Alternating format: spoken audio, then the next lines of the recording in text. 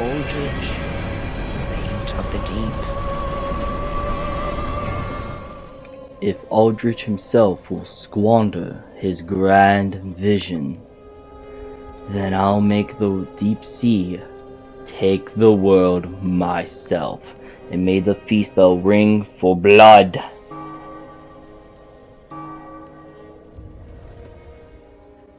Hey, it's me, Sunset the Bird. And what I'm gonna say, some people will definitely disagree, but I think Aldrich is actually a very cool boss.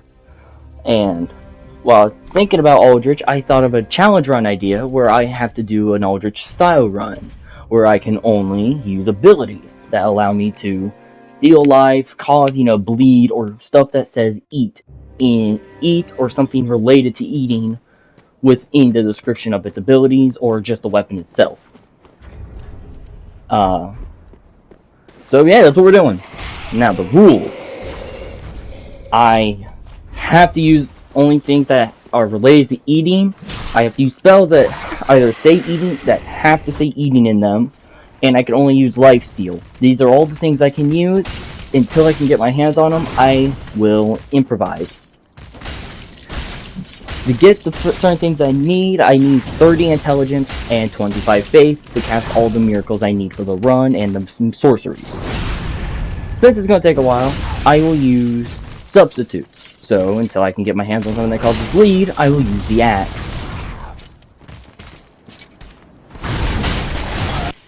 Now, right after dealing with this crystal lizard, for an easy 4,000 souls, I headed over to get the first bonfire. And I needed a cleric sacred chime for this run because I thought it'd be good. Thankfully, the first hollow after the bonfire gave me the chime.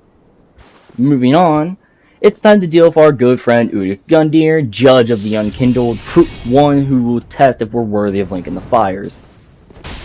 Despite how cool he is as the first boss and how awesome his champion version is later, he's Aldrich Gundyr. He's the starter boss. He's not going to be too difficult for people to handle. Just parry or roll to the side and you kill him pretty easily. So there's not too much to say, just get it over with, put the poor guy down for once and for all.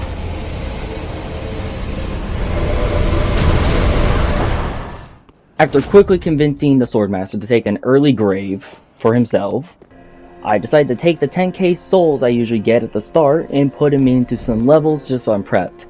And then it was time for the tree skip, which everyone knows is extremely easy and I never messed it up. So yeah, I definitely didn't spend a legit 1 minute and 9 seconds trying to pull off the tree skip.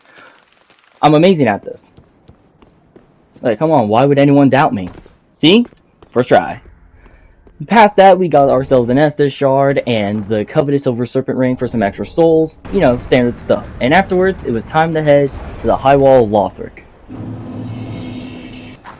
The High Wall of Aldrich actually did have some use for me this playthrough. You know, grabbing the binoculars, running past the dragon just so I don't get my tushy burnt, and actually deciding to try my hand at killing the Mimic, which definitely went well, and I killed him. No, that's not him in the bottom left. This is not me retreating like a coward.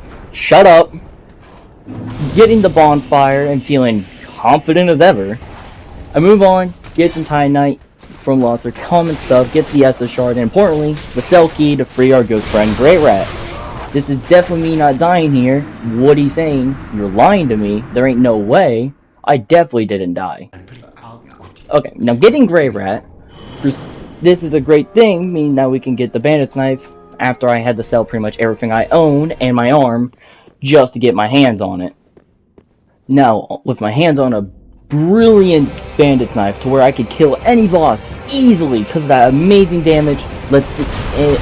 Oh. Yeah, as it turns out, you don't want to spend all your money on a weapon you don't have the stats for. So instead, let's talk to soon-to-die Emma, and after spending all my money again and fighting tooth and nail, I was able to afford a main because I sold the original axe. Now we are doing some damage, and it should just be same old Vork from here, and we can move on with the quest to devour the world.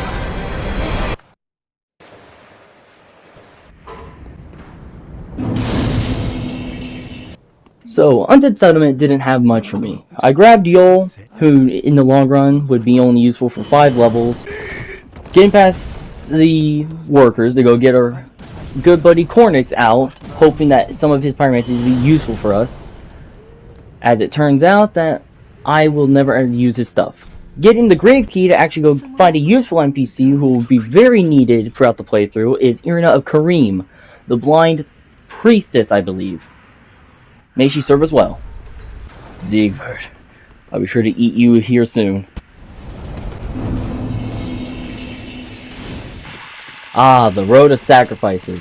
Plenty of treasures to be acquired here, and many things that are going to be really useful later. Like this bonfire, for instance. And these two people that I'm definitely not going to viciously cannibalize later. Yep. The person we need to find is going to be here soon, but first, enjoy me somehow failing ladder strat. Moving on to Farron Keep, because I forgot to grab the important NPC immediately. We just do the regular old thing, extinguish the fires with the Bed of Chaos, Nito, and the Four Kings on them. Minus the Four Kings one, because I got a detour to climb up a ladder as watching slugs lose their frames. Grabbing the old wolf's bonfire, and resting at it for a very long time. Right afterwards, going up and definitely not getting so hungry that I eat the delicious cake that this demon prepares. Delicious. Moving on, I decided to get some large titanite from these two crystal lizards here, which will be helpful later on. Very nice. Now, finally extinguishing the Four Kings bonfire, we can move on and actually get the NPC who's going to be crucial for this run, Orbeck of Vinheim, I believe. I believe that's where he's from. He's going to be really useful because he sells a specific sorcery called Pestilent Mist. Release a cloud of mist that eats away at HP. And going over to Cornix, I decided to get Poison Mist, even though I decided that it wasn't valid, even though it's basically the same thing. It just takes longer to proc. And afterwards, I thought it was good time to fight the Crystal Sage. And let me tell you, it really was. Look at that damage. Crystal Sage is a big old pushover when you understand how to fight him. Oh, how I hunger. Now, further on, we get to my favorite area in the game, Cathedral of the Deep. This area does have some stuff I really like the looks about it. The Deacons of the Deep is an okay boss, but I like the look of it, and it actually has my favorite greatsword in the game, which is the Executioner's Greatsword. Now, it almost works, but since it doesn't give me health back or says it eats health away, but instead it only gives FP back, I don't count it for the run. Running through this area, there isn't too much to do except admire the beauty of it. I head back, and I'm pretty sure this is when I got a sorcerer's staff. And I know I'm not showing too much of the leveling up. I guess I don't think I leveled up a lot during the earlier phases, but don't worry. Most of it, I will explain that most of my levels are going into health, intelligence, and faith, with a tiny bit in the strength and attunement. I'll get a different weapon later on that I will show, don't worry. Now, moving right along, getting my hands on the Deep Braille Divine Tome, which will be very important here soon. Running past the Giant's Toes, we meet up with the boss of the Cathedral, Deacons of the Deep. You can kind of guess how it goes. They're either really tedious, which to me they are, or they get steamrolled. So, simply put, there's not much to say here, and they get destroyed. They weren't worthy to be graced by the presence of our wonderful Lord Aldrich. I'll make them all see. His vision will be real. After being those false preachers of Aldrich, I decided to open up the other shortcut, giving y'all a glimpse of the man who'll eat everything, climbing over the rafters while skipping the shortcut, and going to Rosaria for a respec. I know I shouldn't as a preacher, as a saint of Aldrich, but one must do what they need to in order to get stats, where I invest heavily into intelligence now, so I can actually use one of the, probably the most used spell I will have for this entire run through, and let me say, Pestilent Mist is amazing. Heading back to Firelink Shrine, we visit Irina and give her the Deep Braille Divine Tome, so we can buy the butter to our bread, giving us our bread and butter by completing it with Gnaw, summon insect swarm to feast on your foes. Now, with this, I actually have both of what it's going to be the main tools of the playthrough, So we're almost all set. Next, we're going over to Yol to actually get our first level from him, which will turn us hollow. And I will cure that later in time. It's just going to get expensive because I forget to. I'm a forgetful player. Afterwards, I proceed to do the ritual that I assume most players do, in which they throw themselves off a cliff endlessly in the hopes of, for some reason, getting free power? Us hollows are quite weird. Afterwards, I head back to Yol and actually get the final 4 levels he can offer me, putting it all into faith so I can actually use the power of Gnaw on my opponents. And promptly afterwards, ending his life for he is of no use and needs to be put to rest. So long, Yol, you'll be missed. Soon after getting my levels from Yol and selling some stuff, I was able to talk to Yuria and get my hands on the Dark Hand, one of the few tools I am allowed to use this run. The reason why I allow this is because while it can produce a shield, it also has the power of called Life Drain. So now I have the ability to grab hold of people and steal their HP and give it to myself. I end up barely using this against bosses, mainly against NPC fights, because I have to eat them all.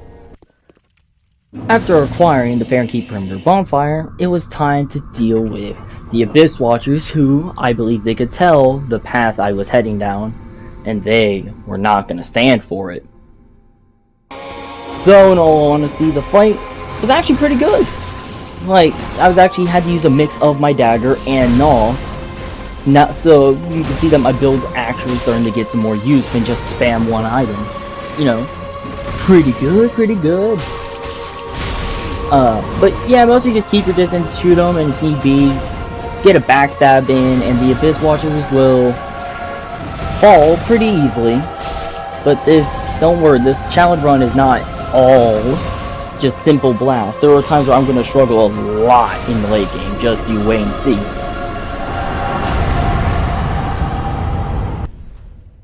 After getting some more levels and getting closer to the end goal for the stat requirements for all my stuff, I decided to finally kill an NPC, that being Hawkwood the Deserter. He actually put up a fair fight, but due to his lack of damage, it doesn't make it too bad. It was just trying to play it safe, get some hits in, and constantly trying to land the Dark Hand, which, sadly, despite how hard any NPC tries, they will eventually fall to the sucky.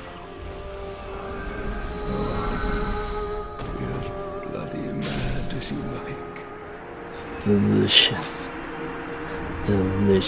flesh.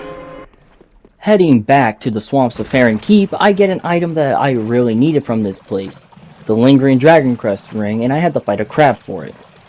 Let me tell you that I am not lying when I say this. It took me over 3 minutes to kill this crab because of how strong these things are. And I nearly died several times during the crab fight. This thing hits like a truck. Probably doesn't help that I'm not wearing any chest armor until like after Dancer. But in due time the crab falls and I get my hands on the delicious myth ring. Very nice. Now immediately after this I ran over back to the cathedral to get an item that I'll be using for the entire playthrough, the Saint Tree Bellvine. This Bellvine maxes out your casting speed if you hold in your left hand even when two-handing your right-handed weapon. So a great asset to the run. The catacombs go as normally as I normally would go about them, just running through via the shortcut and collecting Estus and undead bone shards, hitting down this bridge in order to get to a lower bonfire, then climbing down the bridge, and then afterwards running down past the demon to finally get a bonfire. Then, as soon as that's over, I decide to pick a fight with the demon, thinking I was some tough shit, when in actuality, I'm just some scrawny dude without much power, and in the end decided to run away, valuing my life over the victory. Yeah, we are not covering the Smoldering Lake. The only reason is that I need to save time on the video, saying I can only fit a little under 60 minutes because I edit on PlayStation and I have 10 hours of footage, and I have a limit on my editing app, So I decided to opt not covering it due to the fact all that happens there is that I pick up some large Titanite and leave. I didn't even visit the Demon Ruins. Now, with that out of the way, and I apologize, I wish I could show it because the place is really cool. Let's fight our fellow Pestilent Mist user, High Lord Wolnir. I kinda just use Pestilent Mist to cheese him not because I don't know how to fight him. He's very easy. It's just this makes the run more funny. So sit back and enjoy as he gets erased. Slowly.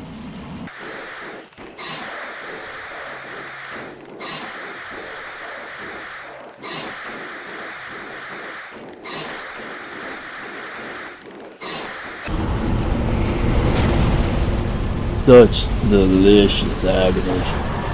Return to the abyss, where you belong, you twisted High Lord. GG easy, Wolnir.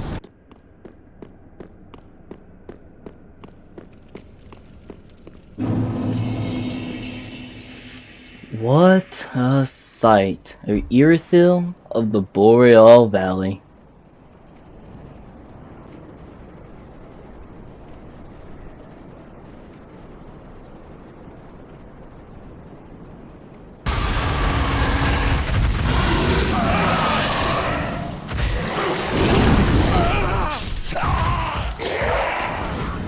Ah, what a sight!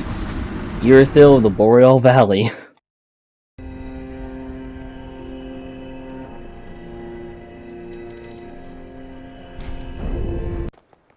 Irithyll goes about, I'd say how pretty much most people prefer to go through it as fast as they can, but I actually had to stop and detour to get one specific miracle. This miracle will be the actual replacement to Gnaw and will stay with us for the rest of the playthrough just as much as Pestilent Mist will be. If we come down here via that illusory wall you just saw, you can find this Evangelist who has literally gone off the deep end, and killing her will reward you with a very special miracle. My method of taking her out was simply just to blast her at range until she got close enough, and when I found the opportunity was right, I just dropped on her and finished it. As such, and she will gift us Dory's Gnawing, the best version of Gnaw, and the Witch Tree Branch, which I used for the rest of the playthrough, forgetting that the Bellvine already maxes out your casting speed, so the Witch Tree Branch doesn't do anything. I eventually started using it later in the playthrough, but it wasn't useful. Dropping down deeper into the hometown of Aldrich, Saint of the Deep, I grab a blood gem, which I thought would be useful for the scimitar I acquired earlier that I will never use, so that's why I don't really mention it. And running past the dog I didn't kill, or refused to kill, I get the next bonfire. Going for the Pontiff Sulivan shortcut opening gauntlet, which is usually painful, and I've had a lot of close calls of late, so this is a very narrow escape for the fucking getaway. So I feel like I wanted to show the whole thing just very sped up. The last time I did one of these, I was like, this is so good. And then I got into a fight with one of the Pontiff Knights, and it led to me dying and having to redo the entire run back on one of my earlier plays. And now it is time for one of my personal favorite fights, Pontiff Sulivan. I used to not be a huge fan of these dual-wielding type bosses because of how aggressive they were, but over time I've learned to love aggressive, fast dual-wielding bosses. Most of them. This one being my personal favorite of the dual wielders because his lore and the theories about his lore and there's a lot connected to him. Probably because he was originally meant to be the final boss. Dealing with him though was more of a matter of just stabbing him with the dagger, even though I have all the main spells I'll be using for the playthrough, minus one. Not having Dory's Gnawing due to, not meeting stat requirements. But the saying goes, treat others how you want to be treated. If he's going to hit me with some blades, I'm going to hit him with some blades. I first tried him thankfully, but it was a close fight and a very satisfying victory. Usually when he pulls out that clone of his, I start to panic.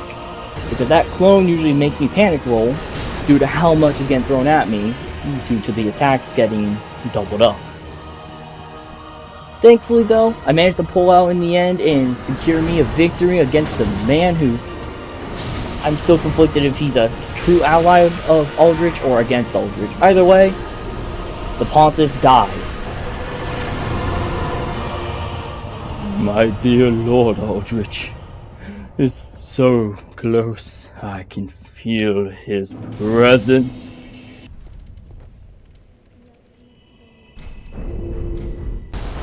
Returning to the smoldering lake near the demon ruins, I tried my hand at killing the Karthus lake worm? Lake snake? Bony, weird creature that shoots lightning, I call it. And after some time trying to shoot him, I realized that I was better off just waiting for the ballista because I would have ran out of FP if I simply just tried to keep shooting him with Gnaw.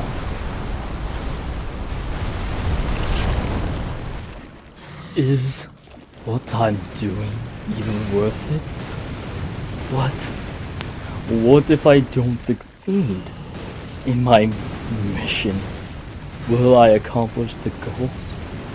To fulfill Lord Aldrich's dream of the sea taking the world, the land of water. But what of this empty feeling inside that needs to be filled? Oh, huh. The worm died. Well, that's over with. Running straight into the demon ruins after the death of the Karthus lake worm to get my hands on an undead bone shard and an Estus shard across this hole that I usually never make the jump of. So when I did, I was truly excited. I was like, finally, I did this shit. Let's go! Afterwards, though, we move on to the demon. I mean, you can't really say demon anymore. He's quite old. The old Demon King. So we can finally put him to rest once and for all. And this is actually one of the instances where you get to see the use of Pestilent Mist. Could I have killed him quicker using Gnaw? Sure, it shows to do some damage, but maybe wouldn't have because I never tested it enough. Using Pestilent Mist was useful because he tends to stand in one area as long as you're aggressive, so you can actually convince him to stay still and just get devoured. Just as the sake of the run is meant to be. So, that's one old fart down, and many more to be eaten. Many more bosses to be eaten. Don't know if they're old or not. Now, with 25 faith, I could finally equip Dory's Gnawing, the better version of the original Gnaw. And straight afterwards, going after Leonhard for my next NPC victim of my endless hunger. This fight does go pretty differently. I have to back up a lot more due to his magic and his aggression, because he hits significantly harder despite having a shorter weapon than Hawkwood. But as the other NPCs are, they eventually do succumb to the power of crazy good head.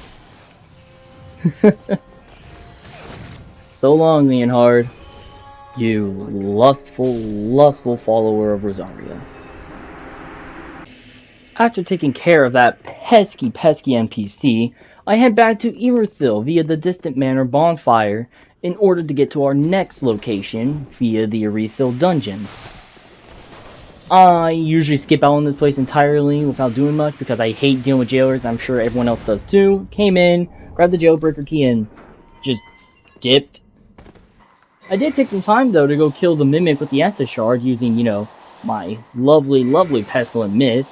Praise be to cheesing enemies like this. Delicious Estus shard. Going through Rat City, giving one of them a nice little foot on the head, and running through Jailer Central. They're very close together, and I can see why. They both really suck. We come upon, finally, to our next Lord of Cinder battle. The Profane Capital, who holds Lord or King Yorm the Giant. Once I've arrived in the Profane Capital, it was pretty short to say the least. Just climbed up a ladder, a pretty tall ladder. I wonder who could have made it. Surely a master laddersmith must have crafted such a beautiful ladder. Running down, ignoring the Logan area, with the Logan sorceries area with the jailer's key ring, we run past the gargoyles and face off against Yorm the... Let me have this Lord of Cinder. To think he shares a title with our grand Aldrich, devourer gods. Come forth, shell of a king, and die.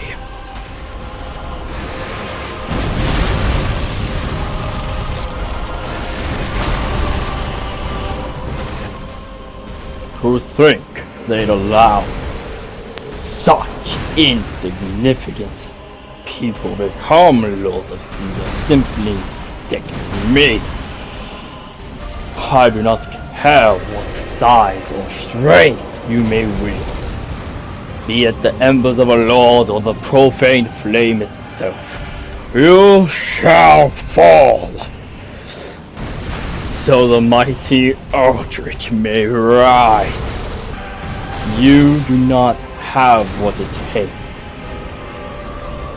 nor the strength or the will to become truly powerful.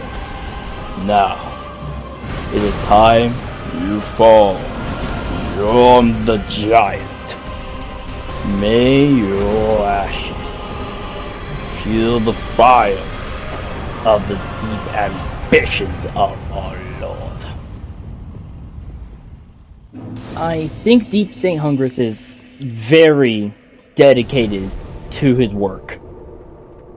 Anywho, get past the flames, turn the lever, and let this tower come down.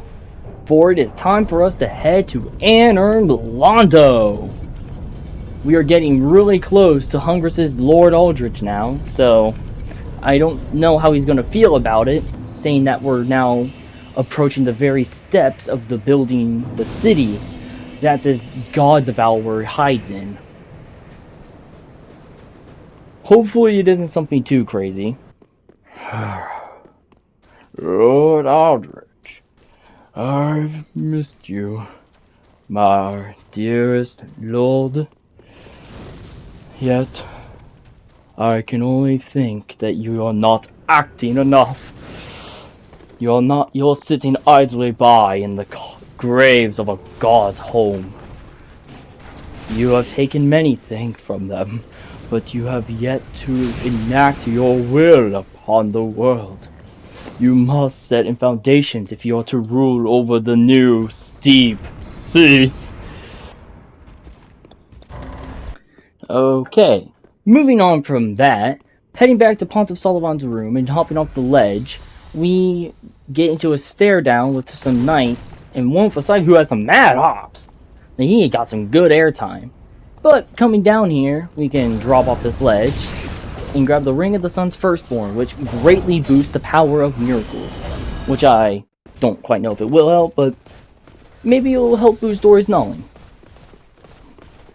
My dearest Lord Aldrich, I understand that you have your way of doing things, but I must stop it now, for you will never achieve this dream on your own. Sitting here by yourself will only serve to bring you failure. So I, in grief and confidence, will take upon the mantle and achieve your vision. May you bless my journey. Do not fight it, my lord. You must understand, this is for the greater good of you and all your followers.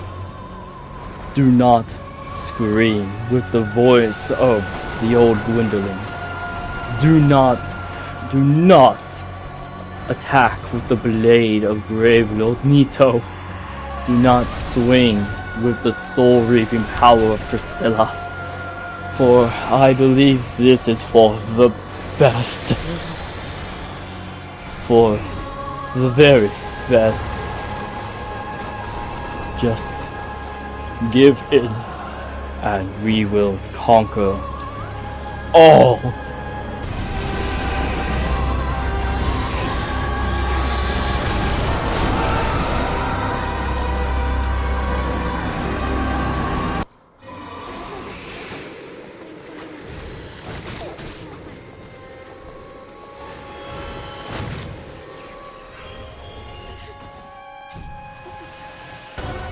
No matter how many times you may swing, my lord, I will return and make your dreams come true.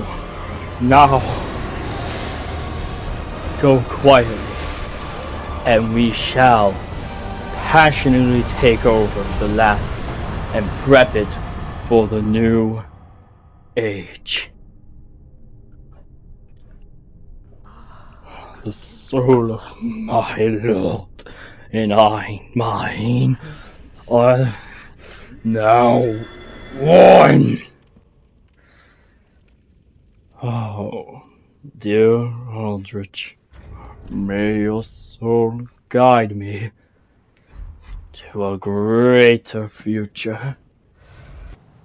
Now, with that major point of this fan-made story thing out the way, it's time that I deal with the Cursed Rod of Greatwood, since I had forgotten about him through a lot of the playthrough, and I need to use Aldrich's Soul to get the next weapon that we'll be using, the Live Hunt Sight. And I did, yes, I said that Aldrich's Soul and mine became one, but you can't actually do that, so, you know, just for the sake of storytelling. But I still need the Live Hunt Sight because it's good and it's really darn fitting to the story and the character itself. The Cursed Rod was very easy. I learned that if you use Pestilent Mist, he will never go into the second phase to fight you. But when his health hit 0, the floor crumbled anyway. But the weird pale arm never came out of the Cursed Rod, so that's cool. Good to know that you can basically just have a one-phase version of Cursed Rod.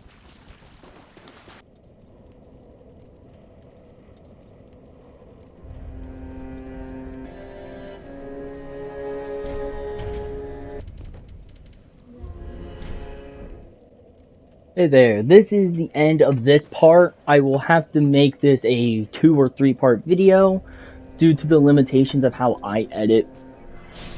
To explain, it's simply put that I've recorded about 10 hours worth of footage for this playthrough, so I do not have enough storage. Not via the thing, but because PlayStation only allows you 59 minutes and 59 seconds of time per video, and the editing thing has a max of 80 minutes, but if I keep adding more and more, due to every time I trim it down, the base video is already going to be bigger and bigger, so progressively it's going to get to the point where I can't fit it anymore, and I'm going to have to make it even more choppy and remove even more content if I keep adding more to this one.